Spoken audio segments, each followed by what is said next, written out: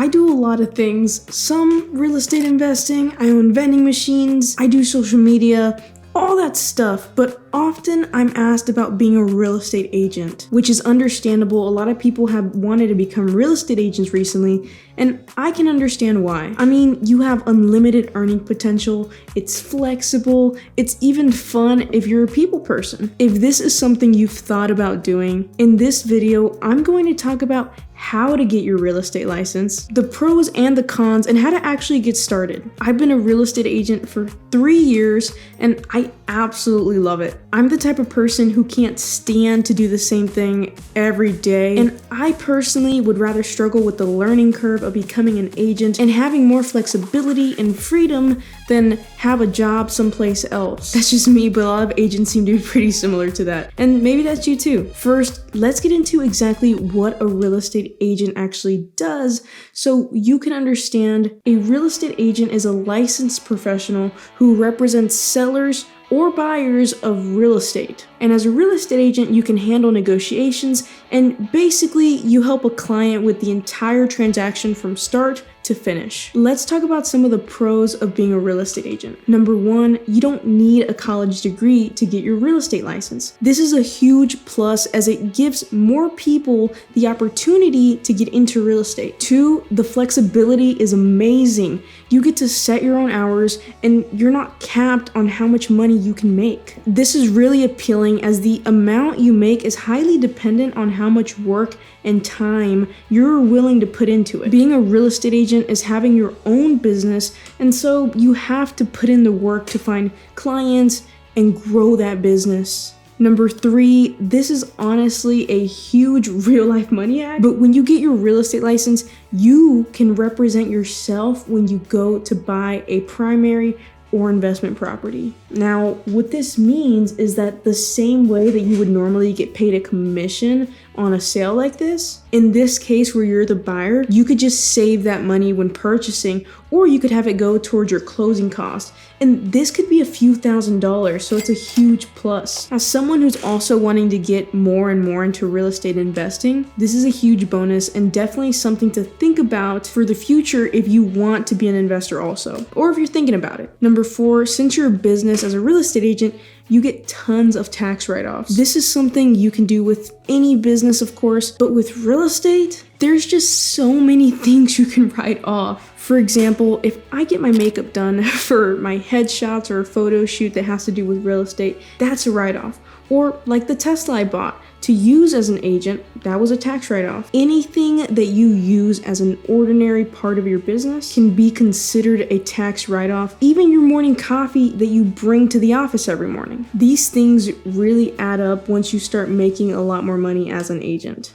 On to some of the cons. Inconsistent income. When you first get started in real estate, it's going to take some time to actually start making money, at least consistently. When I first started, I didn't make any money for the first 6 months, and I had to use savings and donate plasma and deliver DoorDash just to get by during that time. I actually have a video on some side hustle ideas if you're needing some extra income also. I'll link that down below for you. But anyways, after those few months, I eventually started getting those big real estate checks everyone talks about. It just takes time to build a clientele and get yourself known in the real estate world. This brings us right into number two. Most agents fail. The inconsistent income is a huge part of this. After a few months of not getting a check, most agents just downright give up and go back to their regular jobs. I do know that some of this comes down to not having proper expectations set when actually getting into the business though. Social media definitely makes it seem like it's easy to quickly get your license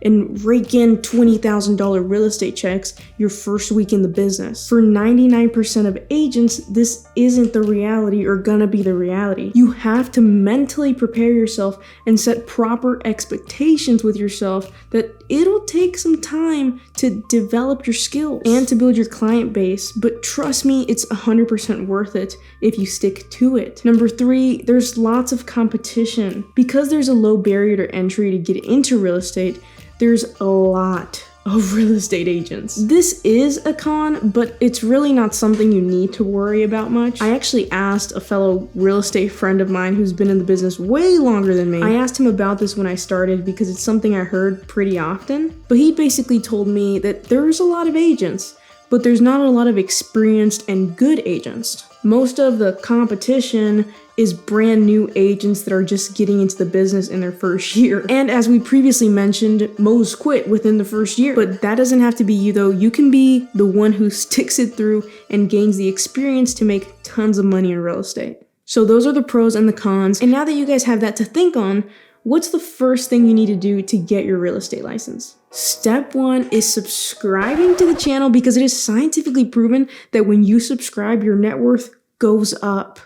I'm just playing around, but step 1 is to purchase and complete your pre-licensing courses. Every state is going to vary when it comes to how many hours you need to get licensed. Like, for example, in my state, which is Arkansas, I needed 60 hours of courses, but in California, you would need 135 hours of courses. You can get these courses done online or in person. It really just depends on your learning style when it comes to deciding. In-person classes tend to be more expensive, but you get the benefit of having an instructor and a schedule that you attend every single day. Maybe something like a 5 to 9 p.m. or I've even seen 2-week courses that are 9 to 5 every day. So I'm assuming these people get this time off work or something, but everyone finishes in those 2 weeks, which can be a benefit. Personally, I did mine online because honestly, I've heard it's a lot easier. I like that it's self-paced and it was cheaper.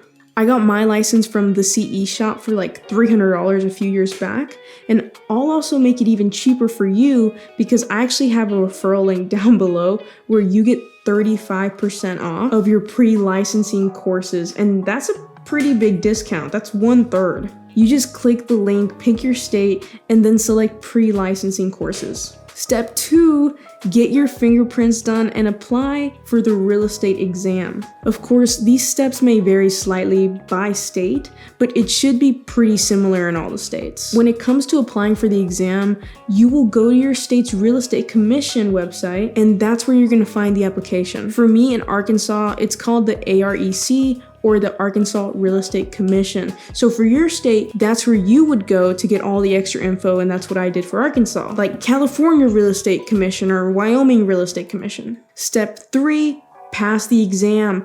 This is the most nerve-wracking part. Some people pass on their first try and say it was a complete breeze. It was easy. I was not one of those people. I had to take the test 3 times to pass, but I'll tell you, the number one thing that helped me pass on that 3rd time at least was Prep Agent on YouTube. His videos are golden, and I basically just binge watched all of his YouTube prep videos before the exam, and I finally passed. Another tip is to take all the practice exams through the CE shop over and over until you're confident that you can pass. You really want to be confident because it's a $75 fee in my area to retake the exam, so it can really add up, and in other areas, heck, it might be more. So there you have it. Now you're a licensed real estate agent. Of course, there's plenty more to talk about from here, but first things first, if after hearing the pros and cons, this is something you're still wanting to do, then get the pre-licensing courses and start taking some action.